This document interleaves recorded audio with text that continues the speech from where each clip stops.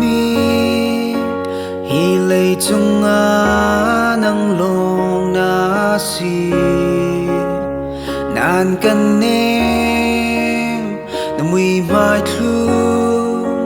ngày cả vui lâu dâu cả chim lo ngày đốt nát nắng mà cha lòng si bang in nắng đốt nát cây mà cha lòng si ram se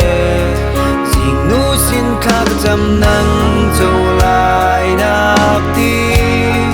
ta khát chăm cỏ chân mi cả chun mang na si mui mi cái chín lung chiều na về tu ni nu nun nak sulam ngày ter tu na si quay ti du băng không mi chọc lấy par bang cây cha na do bi câu hi le ya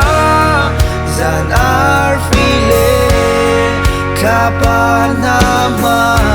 na do na kan iang lo ho ho kay ka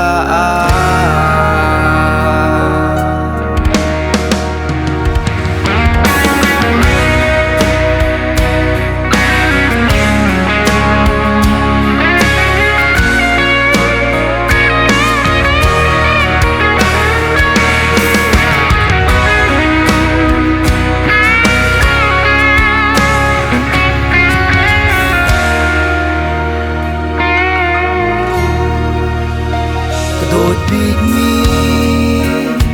care beat me, hi lei chunga nang long na si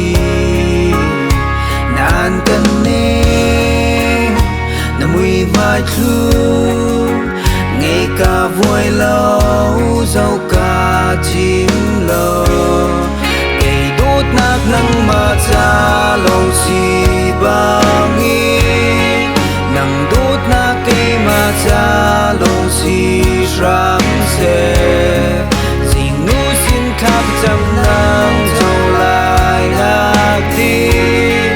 cả khát chăm cỏ chân mi cả chun mang na si mui mi cái chín lung chiều na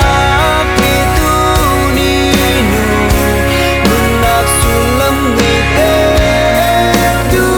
na si quay ti du băng không mi chọc lấy par bang cây cha na do